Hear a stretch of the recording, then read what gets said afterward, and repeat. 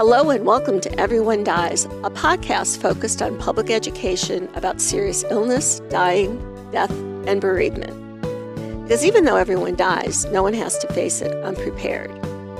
When someone we care about is living with chronic illness, we often want to help, but often are unsure how.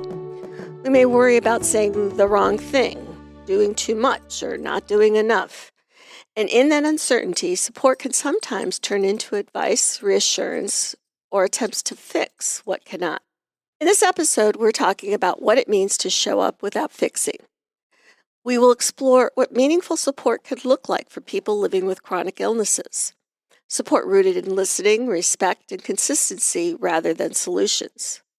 This conversation is for anyone who wants to show up and care, even when there are no easy answers. So relax, and thank you for joining us today. I'm Erin Matzo, a nurse practitioner, and I use my experience from working as a nurse for 47 years to help answer your questions about what happens at the end of life. And I'm Charlie Navarrete, an actor in New York City, and here to offer an every-person viewpoint to our podcast. We're both here because we believe that the more you know, the better prepared you will be to make tough decisions when a crisis hits. And remember, this podcast does not provide medical nor legal advice. Please listen to the complete disclosure at the end of the recording. In the first half, Charlie reports on a Detroit man's final wish for his community and has our recipe of the week. In the second half, we're exploring ways to support the people in our lives who are living with chronic illnesses. And we'd like to thank Shauna Friedman for her contributions to this podcast.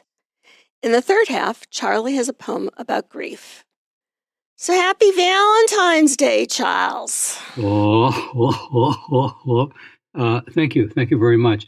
I know most people go for Valentine's Day, the 14th. I always look forward to the 15th. Why? Chocolates are half off. Oh. Yes. But of course, if they're the fancy chocolates, no, they ain't half off. So, there you are. See, I'm a simple Russell Stover kind of girl. Russell Stover. I haven't had that in, about a few months ago. But before a few months ago, it was a much, much longer time. Yes. We used to have, down the street from where my girls went to grade school, there used to be a Russell Stover outlet store.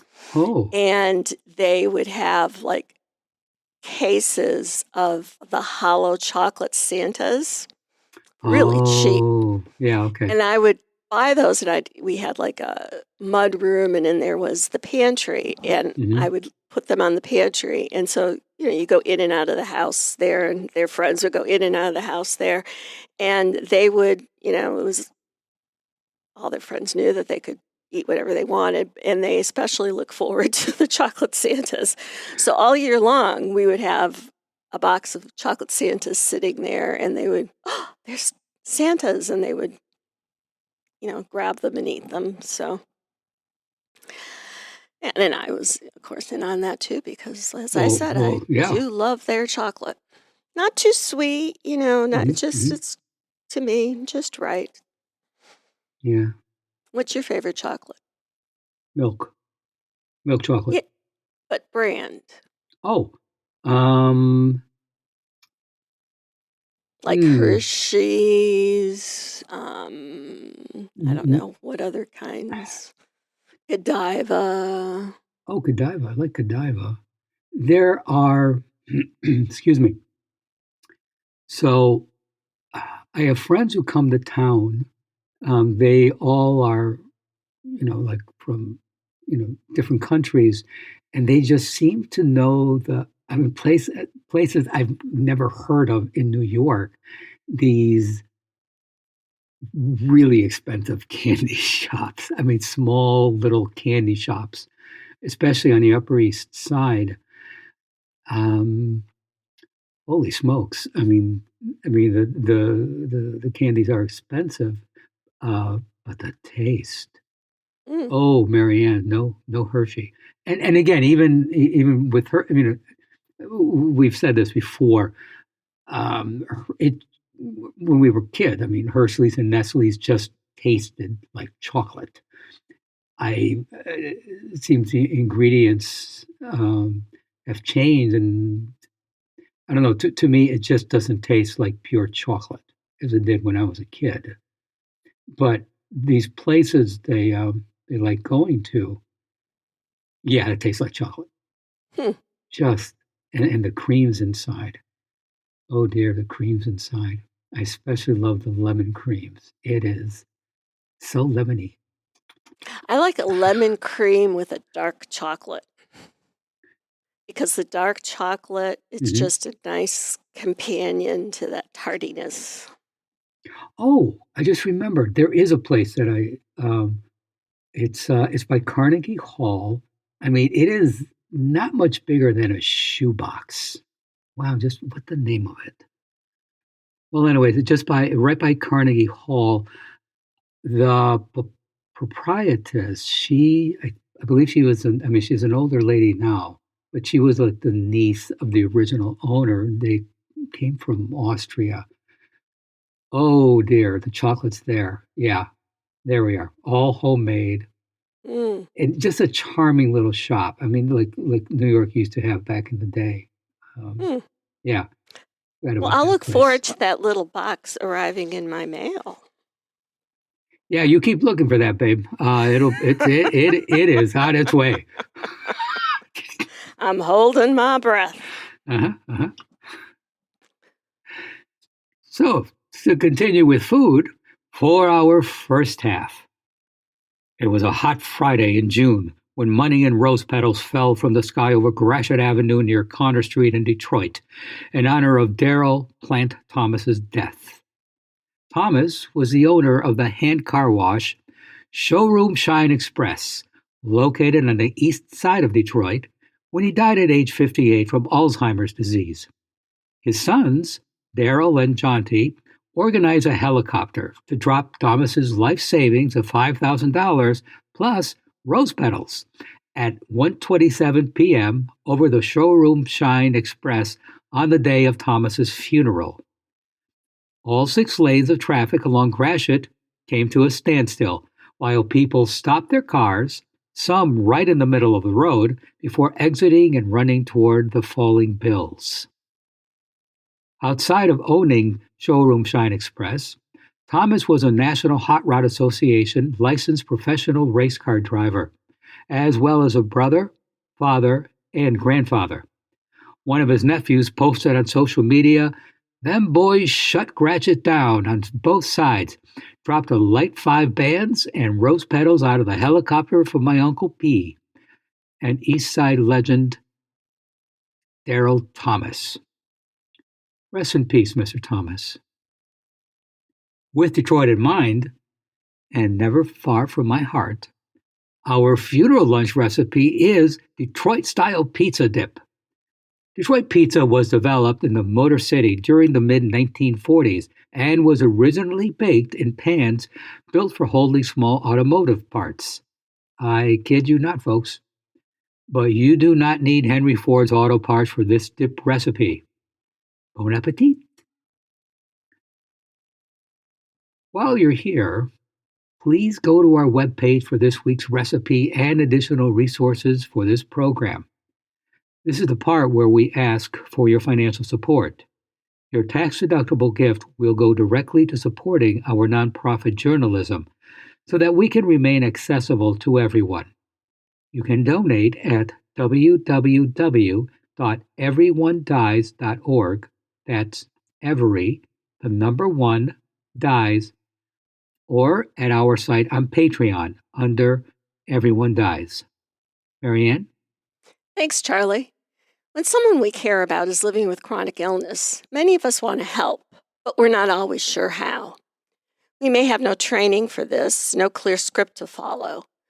We often learn through uncomfortable moments, awkward conversations, and good intentions that don't always turn out the way that we may hope.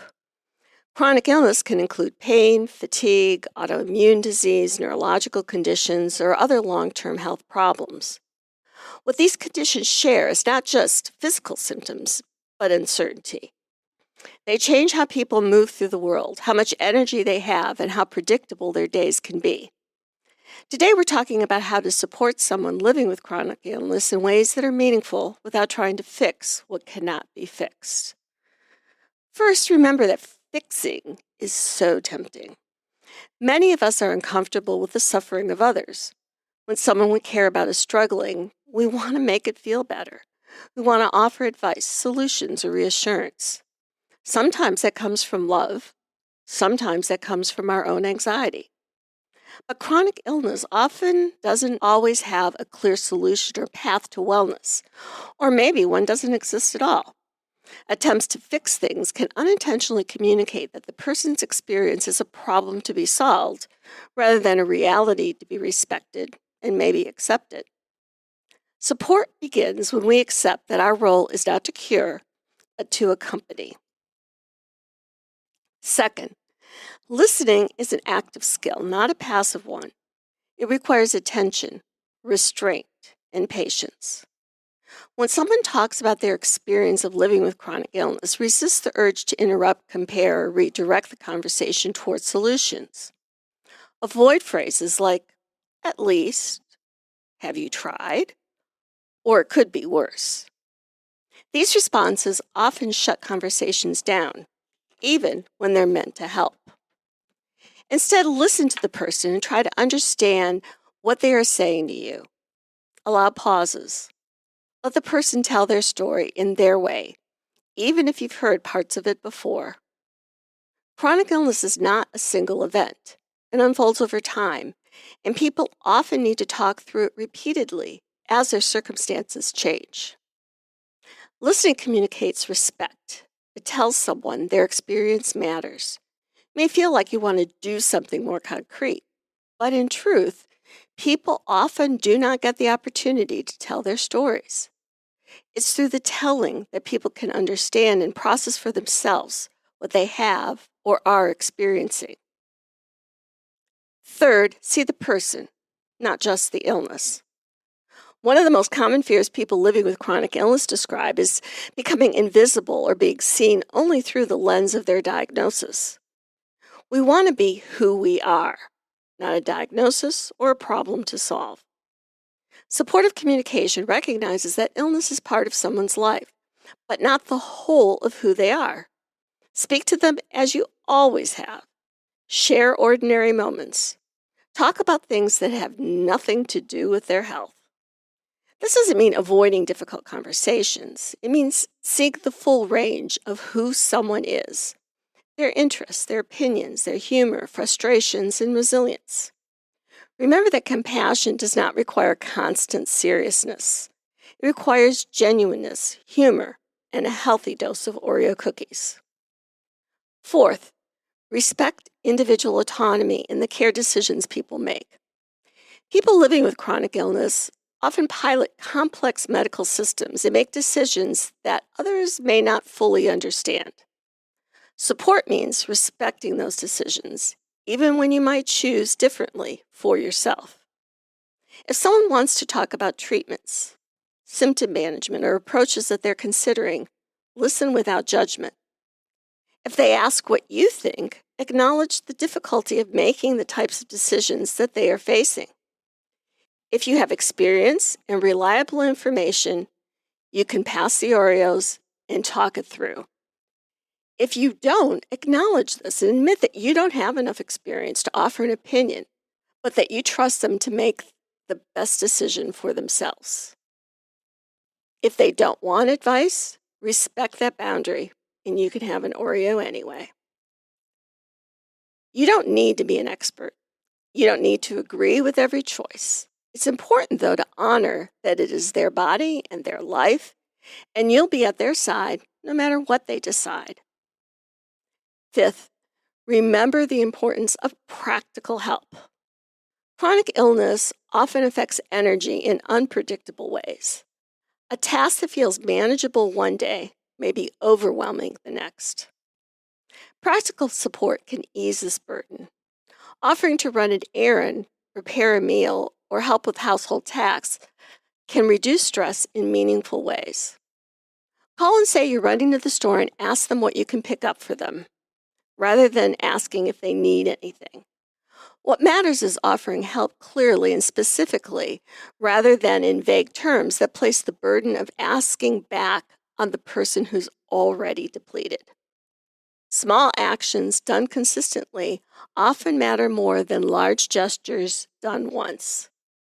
Remember that consistency builds trust and a feeling of safety.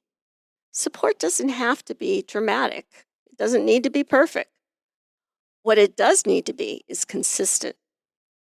Things like a brief message or a card in the mail, a text that says you're thinking of them or sending a funny meme, a check-in without expectations, an invitation that leaves room for a no.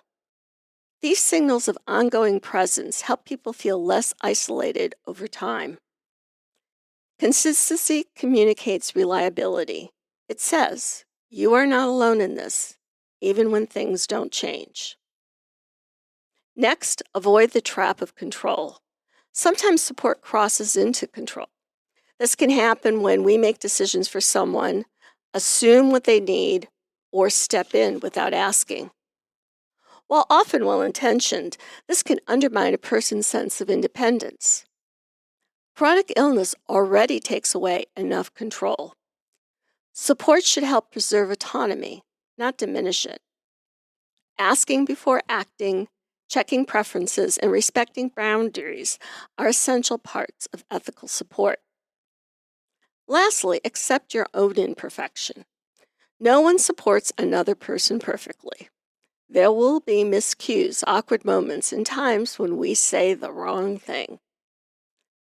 What matters is not flawlessness, but willingness. The willingness to stay present, to learn, and to keep showing up, even when it's uncomfortable. Many people living with chronic illness remember not the exact words that were said, but who stayed. Supporting someone with chronic illness does not mean fixing their condition or finding the right words every time. It means offering steady presence, honest listening, and respect for their lived experiences. That kind of support may feel quiet. It may not feel heroic, but it's often what makes life more livable. Supporting someone who lives with chronic illness doesn't mean having the right words or the right solutions. It requires patience. It requires listening without trying to change the story and staying connected even when things don't improve. If there's one thing to take from this episode, it's that support is not about fixing a body or solving a problem. It's about honoring someone's experience and continuing to show up steadily, imperfectly, and with care. If this episode brought up thoughts about how you support others or how you wish to be supported yourself, you're not alone. These conversations are ongoing, and learning to show up is a process. Please follow with us to continue to learn more about serious illness, dying, death, and bereavement. Charlie, have you had experience helping people through chronic illnesses? Oh, yeah. Even now. Yes. And because with with friends, they one friend said, "You know what? You've been so sincere and so helpful. Aren't you going to insult me?" Because I always just do. I mean, and to your point, yeah, I've had to deal with, and more so right now, but I've had to deal with people who've been sick and chronically ill and dying, and it was never about that. I knew everything that was going on, and I don't know, just getting conversations about stuff we had done together, stuff we would like to do, just making jokes, remembering funny stories. It was that, I knew they were sick and in some cases dying, and it wasn't about that. It was just what you were saying. It was just the connection.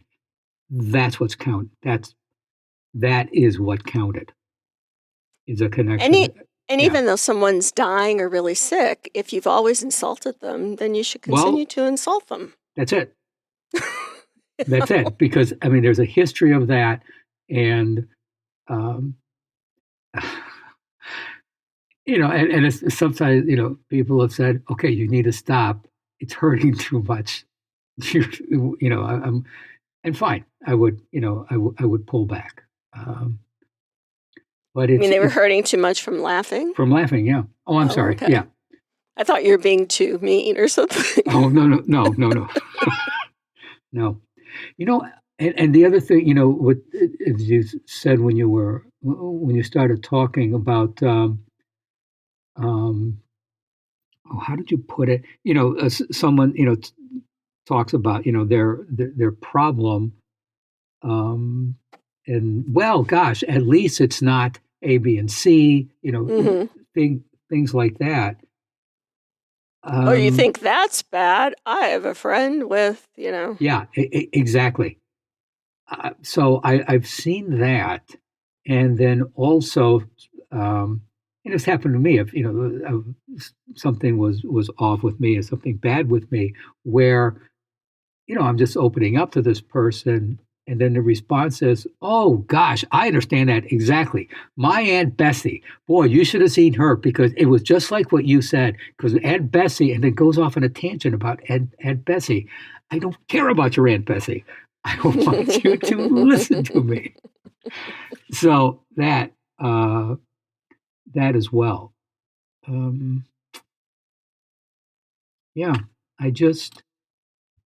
Yeah, it's just that thing. Someone is special, and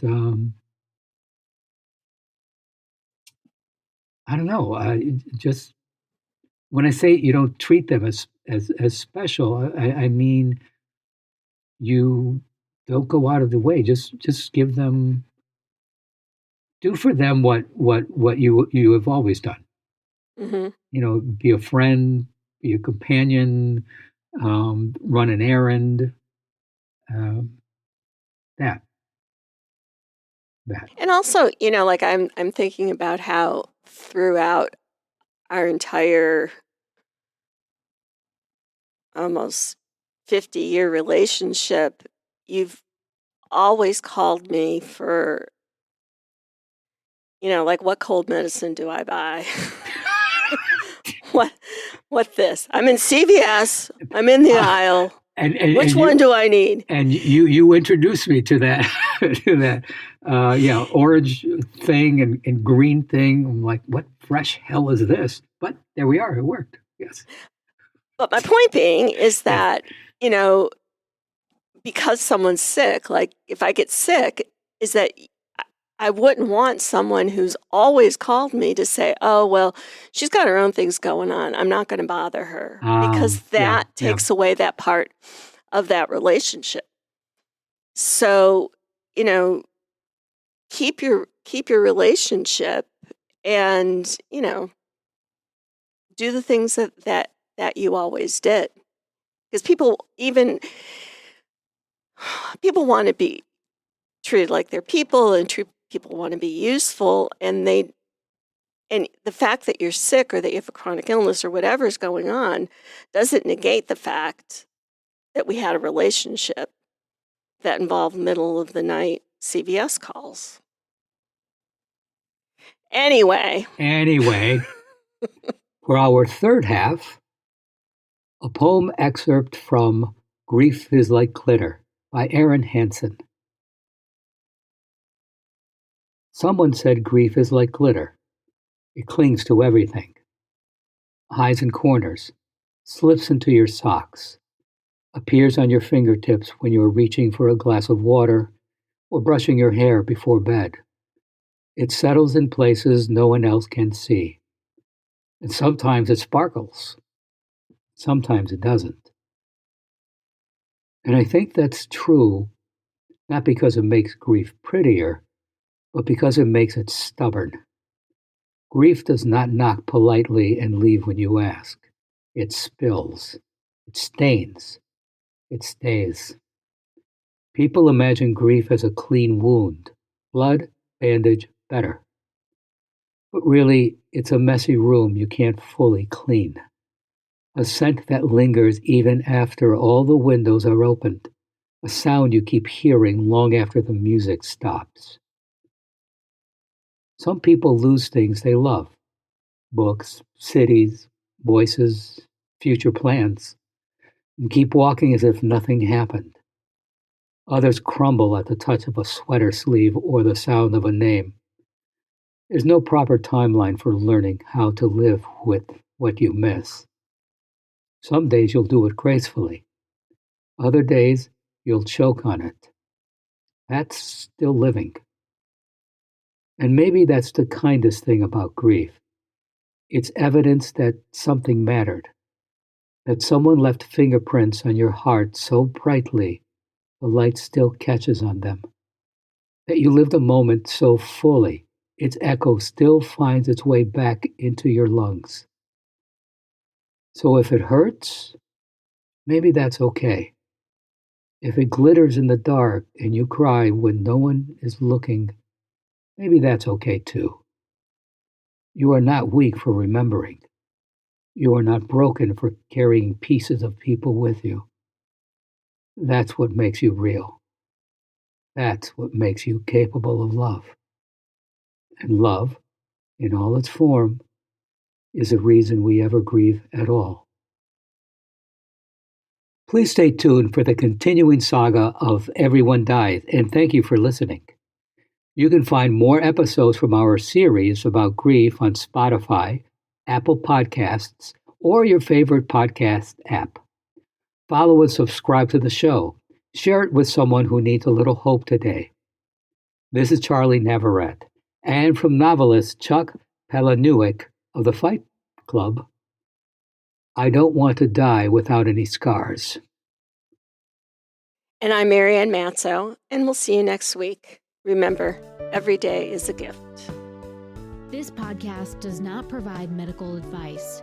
All discussion on this podcast, such as treatments, dosages, outcomes, charts, patient profiles, advice, messages, and any other discussion are for informational purposes only and are not a substitute for professional medical advice or treatment. Always seek the advice of your primary care practitioner or other qualified health providers with any questions that you may have regarding your health. Never disregard professional medical advice or delay in seeking it because of something you have heard from this podcast. If you think you may have a medical emergency, call your doctor or 911 immediately. Everyone Dies does not recommend or endorse any specific tests, practitioners, products, procedures, opinions, or other information that may be mentioned in this podcast. Reliance on any information provided in this podcast by persons appearing on this podcast at the invitation of Everyone Dies or by other members is solely at your own risk.